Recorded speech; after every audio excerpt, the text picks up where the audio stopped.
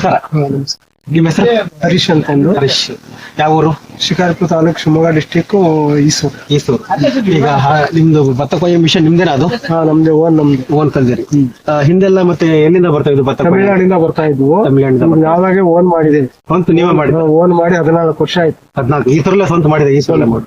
ಒಂದ್ ತಾಸಿಗೆ ಎಷ್ಟು ಎಕರೆ ಹೊಡಿಬಹುದು? ಒಂದು ಕಾಲ್ ತಾಸಿಂದ 1.5 ತಾಸು ಬೇಕು 1 ಎಕರೆ ಹೊಡೆದ. ಹಾಳಿ ಸಣ್ಣವು ದೊಡ್ಡದ್ರ ಮೇಲೆ ಡಿಪೆಂಡ್.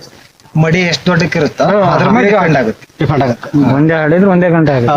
ಈಗ ನಿಮಗೆ ಇವತ್ತು ಕಟಾವಾಲೆ ಒಕ್ಲ ಹೋಯ್ತು, ಇವತ್ತು ಒಕ್ಲ ಆಯ್ತು. ಈಗ ಈ ರಾಶಿ ತಗೊಂಡೋಗಿ ಹಂಗೆ ಸೇಲ್ ಮಾಡೋದಷ್ಟೇ ಕೆಲಸ. ಭತ್ತ ಮನೆಗೆ ಹೋಯ್ದು ಸೇಲ್ ಮಾಡೋದು, ಉಳ್ದ ಸೇಲ್ ಮಾಡ್ತಾರೆ.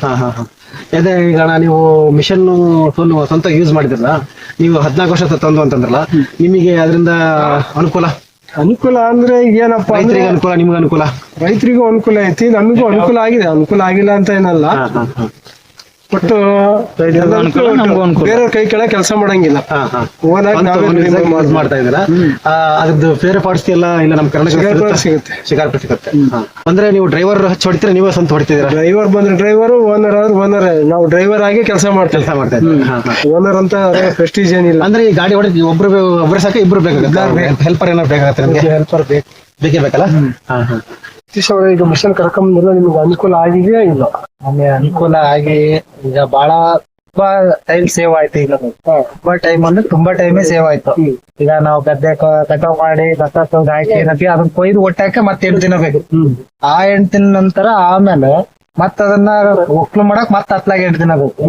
ಅಲ್ಲಿಗೆ ಹೆಚ್ಚು ಕಮ್ಮಿ 20-25 ದಿವಸ ಒಕ್ಲು ಮಾಡಿ ಮತ್ತೆ ಮಾಡಿ ಮನೆಗೆ ಒಯ್ಯಕ್ಕೆ 1 ತಿಂಗಳಾಗುತ್ತೆ ಭತ್ತನ.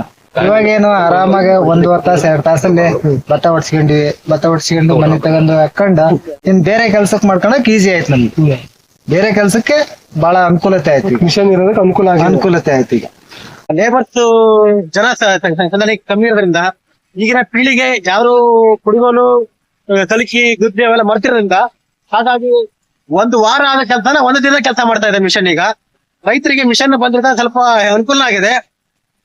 ಹಾಗಾಗಿ ನಾವು ಭತ್ತ ಹುಲ್ಲು ಸೇವ್ ಮಾಡ್ಲಿಕ್ಕೆ ಒಂದು ಅನುಕೂಲ ಆಗಿದೆ. ಭತ್ತ ಮಿಷನ್ ಹೊಡೆದಕ್ಕೂ ಹುಲ್ಲು ಕಟ್ಲಿಕ್ಕೂ ಮಿಷನ್ ಇದೆ. ಅದನ್ನು ಮಿಷನ್ ಟ್ರಾಕ್ಟರ್ ಮುಖಾಂತರ ಮಿಷನ್ ತುಂಬಾ ಚೆನ್ನಾಗ್ ಬರುತ್ತೆ. ಹುಲ್ಲೆಲ್ಲ ಕ್ಲೀನಾಗಿ ಬರುತ್ತೆ. ಹುಲ್ಲೆಲ್ಲ ಚೆನ್ನಾಗಿ ಬರುತ್ತೆ. ಭತ್ತ ಯಾವ್ದು ವೇಸ್ಟ್ ಆಗಲ್ಲ ಇದ್ರಲ್ಲಿ, ಎಲ್ಲ ಕ್ಲೀನಾಗಿ ಬರುತ್ತೆ. ಭತ್ತ ನೆಲ ಮೇಲೆ ಬಿಸಿಲು ಸಹಿತನು ಮಿಷನ್ ಎಳ್ಕೊಂಡು ಅದನ್ನ ಕ್ಲೀನ್ ಓಕೆ ಮಾಡಿ ನಮ್ಗೆಲ್ಲ ಭತ್ತ ತೇವಾಗುತ್ತೆ. ನೆಟೆ ಮಾಡಿದ್ರೆ ಸರ್ ಎಷ್ಟು ತಿಂಗಳು ಬರುತ್ತೆ ಫೈನಲ್ ಆಗಿ? ಭತ್ತ ನಾವು ನೆಟೆ ಮಾಡಿ ಕನಿಷ್ಠ ಪಕ್ಷ ಒಂದು 4 ತಿಂಗಳು ಪಕ್ಕ ಬೇಕು. ಆಗಸ್ಟ್ ತಿಂಗಳ ನೆಟೆ ಮಾಡಿದ್ದು. ಈಗ ಡಿಸೆಂಬರ್ ಅಲ್ಲಿ ಒಂದು 4 ತಿಂಗಳ ಆಗುತ್ತೆ.